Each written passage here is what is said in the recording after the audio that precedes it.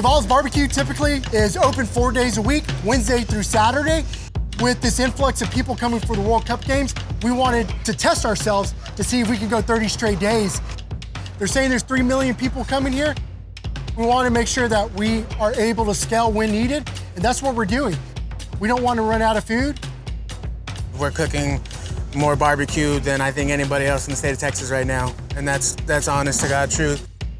This is probably the most complex 30 days that we've ever had. So it's really trying to stay ahead of the game. We have no idea what's going to happen, but we have to be ready for it.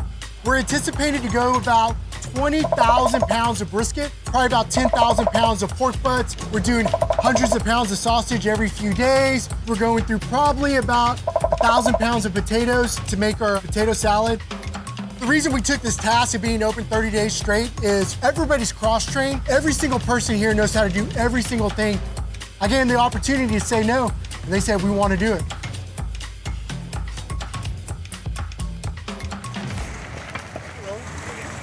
This is the happiest day. This is delivery day.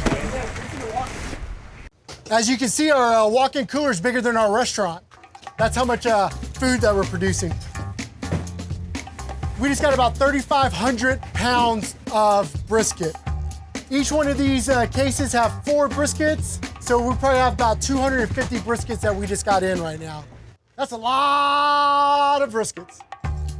This will all be gone by Saturday. Today is Tuesday. 4 days. So we have 6 smokers that we're able to utilize, but 4 of them does all the heavy lifting. We can cook 124 briskets in those 4 smokers. Typically, we're only using 2 smokers for services, but right now we have them all going to try to maximize as much product as we can. We'll start trimming our service trim on these briskets. And I'll cut right here on the decal so I don't mess anything up. Our service briskets, we're normally trimming about 60 a week, and then with World Cup, it's gone up a little bit, and then we're doing around 200, 250 every week with that for whatever, all the various needs we have. We're about to season some of our briskets. So we actually use Chipotle, Tabasco, mixed with water is our binder. And here's another secret of ours is, this is all the seasoning that we put in the bottom of our brisket. Because there's no one says when you pull a brisket, can I see the bottom of your brisket? But up top is where the party's at. And we want to make sure every single inch is covered with our rub. I love pepper. I think pepper makes everything better. And ultimately, it's really hard to stand out in Texas. Everybody uses the secret, Lowry's is their seasoned salt. We don't. We just use pepper and we use salt. People don't use as much pepper because it's so expensive.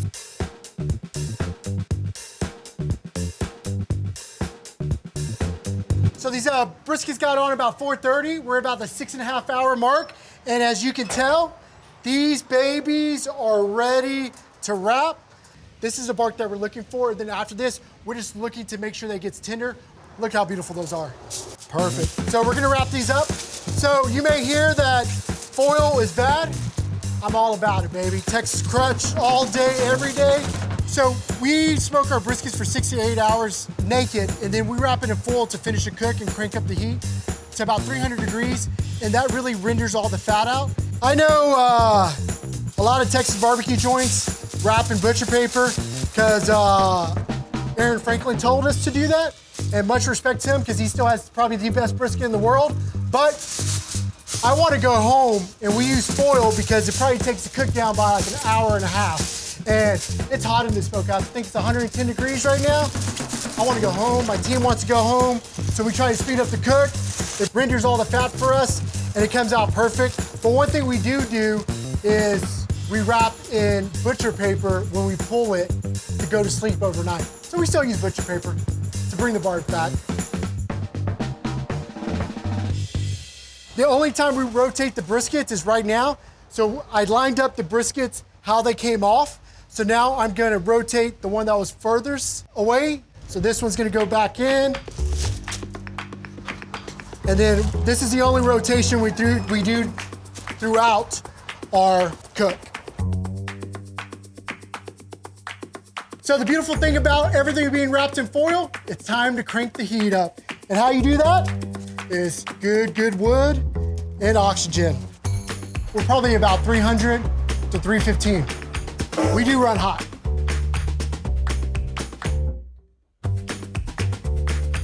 So we have JoJo here, our morning pit master, gets here at 4 o'clock every single morning. And right now we're gonna load up a pit because we got to throw on 150 pounds of sausage. I'm just starting our torch up, and I'm gonna start a fire. Not a huge fire, I wanna start a little baby fire since we're gonna be doing some cold smoking. We're gonna do a nice small fire, maybe 170, 160 degrees. And then once our sausages are nice and plump, we're gonna kick it up a little bit and finish off that cook. One thing that we really take a lot of pride in is our sausage making. We offer 4 sausages. We do our brisket boudin, we do our pizza pepper sausage, we do our jalapeno cheddar sausage, and we also do our brisket sausage. So I'm gonna open these doors up, watch the smoke come out. So we got a small batch of our pizza pepper. It's all pork sausage. It's got red pepper flakes, you know, like you would put on top of pizza. And then we're gonna go to our favorite, our house brisket sausage. So now you see all the smoke that's billowing out. This is the good smoke that you hear about, that you want to see. That's going to help bring some color onto our sausage links and really give it that flavor that makes you know that it's from a smoker. And so I'm just putting them out here ever so gently. Make sure they got space, because you know as they start to cook, things will start moving around, bigger, smaller, and you don't want them to touch. So make sure they got a good little room to wiggle. You know, that smoke's just gonna hit your eyes, but you just gotta, you know, you gotta embrace it. That's why you love this. Very important, little trick I learned, because you'll forget. Just flip your different links the other way, that way, because they'll all turn red and look beautiful, but then you'll figure out, oh, which one's which. That's why you just flip them around, baby. We had an opportunity to make 2,000 pounds of sausage. That's 8,000 links that had to be mixed, cased, smoked, ice bath. That is a lot of sausage. That means 8,000 people could have ate a sausage link when we're done. Or if we split it down the middle, that's 16,000 wraps of sausage wraps that we could have made for people. All right, guys, we have had these links on for several hours now. As you can see, nice and red all the way around. Feels super taut, like they're ready to burst. We're temping them because they look beautiful, and we're reading at about 115. So we got about another 40 degrees. Once they're nice and firm and then they reach the number that we need to read, that's when it's time to soak them and drop them in the ice bath. With our ice bath, what we're trying to do is, since they're coming off nice and hot, so you kind of shock them so they get a little lower in temp. So we're getting them underneath all this ice water. Don't need to put them in that long. And so, you know, the best part of the sausage link is the snap, and that's one of the ways that we, with the shock and everything, it helps us preserve that snap and keep it nice and tight for longer periods. Then we're gonna take them out and then put them on racks and dry them off and make sure there's not any residual moisture on there. And then by tomorrow, they're ready to serve. We're cooking more barbecue than I think anybody else in the state of Texas right now. And that's honest to God truth. I like to think of it as like we've done the 10,000 hours enough to where, you know, you can see whenever you're hitting all your markers and stuff. And honestly, it's just a blessing to know how to do that. And so when we do have these big cooks, it's not intimidating, you know. I know that the team has my back and I have their back. You know, we're cooking so much barbecue right now that it's very tedious, especially, you know, when it comes down to cooking, you want to make sure the amount of everything that you put into the food is accurate. You want to be tedious with it because consistency is key. Consistency is sexy. Everybody loves it. Everybody loves that first bite of barbecue, same as the one that they had just yesterday. So we have the carnitas. We've been cooking for about 4 to 5 hours. And once we open this beautiful thing up, you'll see there's beautiful crust all up in there. So we're gonna put these all in hotel pans. We're gonna throw some soda in there, and then we're gonna squeeze some oranges, wrap it in foil. We're gonna put it back in the smoker for another 3 hours to get nice and tender.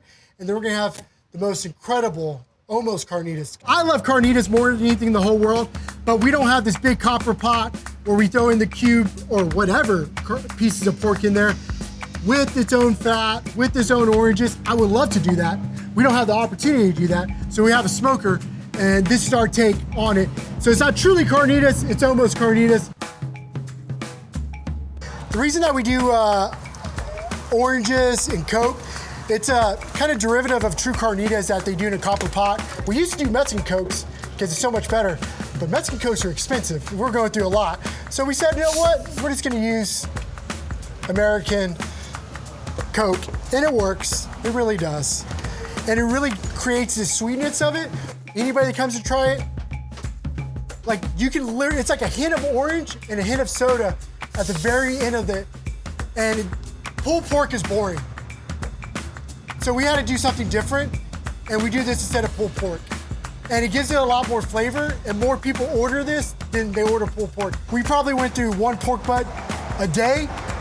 Now we go through 3 or 4 pork butts with the Carnitas doing it this way. So all it takes is making something more delicious, and people are gonna order it. And so the next thing we're gonna do is we'll wrap this up in foil, throw it back on the smoker, and literally when it's tender, it's done. How do we make a lot of barbecue and make it consistent? Because barbecue is really hard, and to make it consistent is even harder, and to do volume is even harder. So ultimately, for us to work as a team and be consistent, everybody has ownership. So everybody walks by the smoker, they're looking at the temperature or looking at the fire. Everybody's looking at the briskets, everybody's looking at the ribs, everybody's looking at the turkey. So it's multiple eyes on it to hold all of us accountable. Because it's not just one person, it's all of us. So I got 9 briskets. I'm gonna tear all my paper. I wanna temp them. And like really I use the number as a gauge. Right now it's like 201, but I'm gonna like feel just how like really in this lean part where it transitions to the fatty, once it feels like nice and soft, I know they should be done. So we cook them in foil to finish, so they'll be like, all the moisture stays in there. It kind of helps them finish faster too.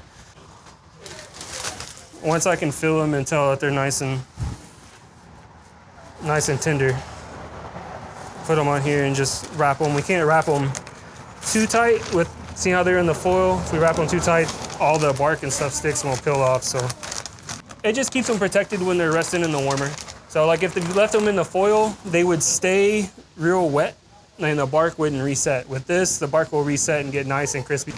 They'll sit in the warmer overnight until we're ready to serve tomorrow at 11 o'clock. Bro, you've been waiting for 2 hours. I'll let you come in first. Thank you. Appreciate you. Hello. Oh, you're good, brother. You can walk in. Ah, you're all right. How y'all doing today? It is Tuesday. So the beautiful thing about our team is we're always ready. Let's say we do 100 tickets, 150 tickets, times it by 2 or 3. We're touching 300 to 400 people. And then also at any moment, we can cater up to 2,000 to 5,000 people. Half pound of brisket. You want moisture lean, brother? For sure. What else can we get you? Oh, half pound of turkey. Half pound of turkey? A hominy? Can I get a hominy slaw, por favor? You said pizza pepper and jalapeno cheddar? One thing that we really noticed about barbecue, everybody wants it, but it got really expensive.